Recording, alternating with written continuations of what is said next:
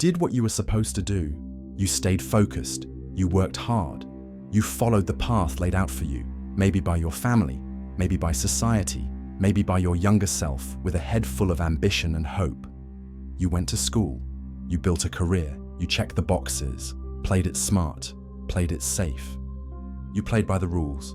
And for a while, it seemed like everything was working. You made it to a place people would envy. You became someone others look up to. You've got the job, the stability, the title, the home, maybe even the relationship, the routine, the Instagram-worthy version of life. And yet, here you are, wondering why none of it feels like anything. Not bad, not good, just flat. Like the volume on life has been turned down and you don't know how to crank it back up.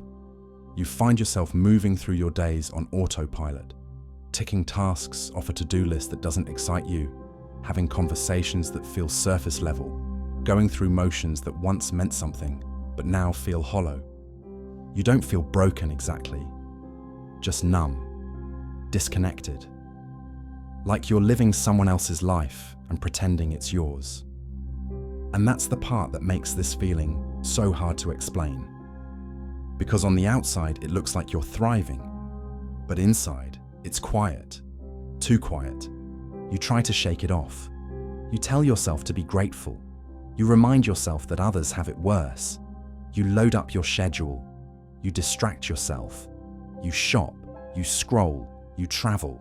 You chase little dopamine hits, hoping one of them will light a fire again. But nothing sticks. No matter what you do, that underlying emptiness lingers. And that's when it hits you. I've done everything right, so why do I feel nothing? That single question is the quiet start of something big, something life-changing. But only if you're willing to sit with it. Most people don't. Most people run from it. They double down on the distractions. They chase new relationships, new jobs, new thrills. They try to outrun the silence inside them. But the truth is, you can't outrun a message that's coming from within you. Carl Jung understood this better than most.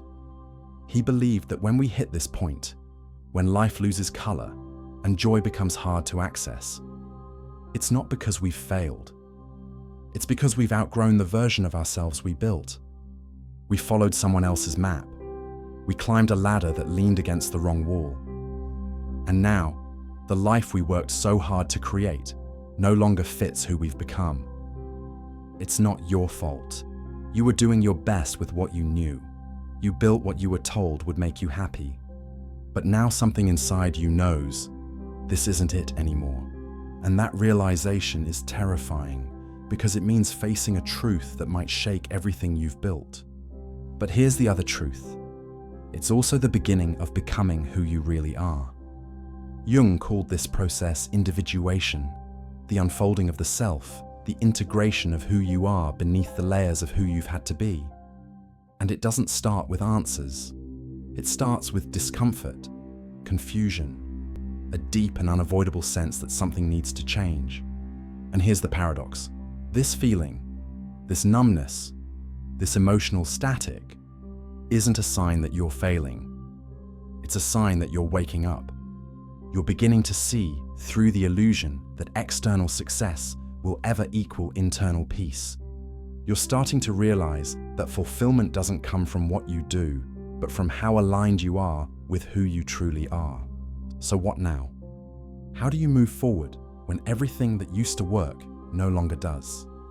You slow down, you get still, you stop performing, you stop chasing what looks good and start listening to what feels real. You stop asking, what should I do? And start asking, what do I actually want? And if the answer is, I don't know, that's okay. That's honest. That's the real starting line. The path back to meaning isn't a checklist. It's a process, a deeply personal, often uncomfortable, always transformational process. It starts by asking better questions. What parts of myself have I ignored to keep others comfortable? What dreams did I abandon because they didn't fit the narrative? What did I once love that I've stopped giving myself permission to enjoy? Then you begin to explore again, not with pressure, not with productivity in mind, but with curiosity. You create space in your life, space to read things that move you, space to try things that scare you, space to rest, to journal, to feel, to be, without needing to be on all the time. And in that space, you'll begin to feel something return. At first, it's small, a flicker, a subtle what if, a memory of a time when you felt more alive, a strange craving to go somewhere, build something, write something, let something go. Follow that flicker. It doesn't have to make sense. It just has to be yours.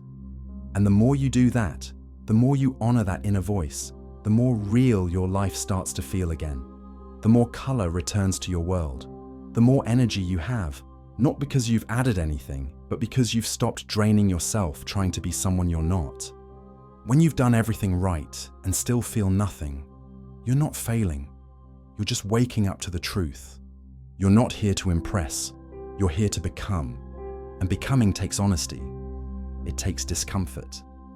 It takes walking away from what's familiar and toward what's real. This isn't a breakdown. It's a breakthrough in disguise. The numbness isn't the end of the story. It's the moment you stop living for the world and start coming home to yourself. So ask yourself quietly, honestly, what have I been pretending is enough that really isn't? What part of me is ready to grow, even if it means letting go? You don't need to burn it all down. You just need to stop settling for a version of life that doesn't feel like living. The feeling you're chasing, purpose, joy, meaning, it doesn't come from doing more. It comes from doing what's true, and that truth, it's been waiting for you all along.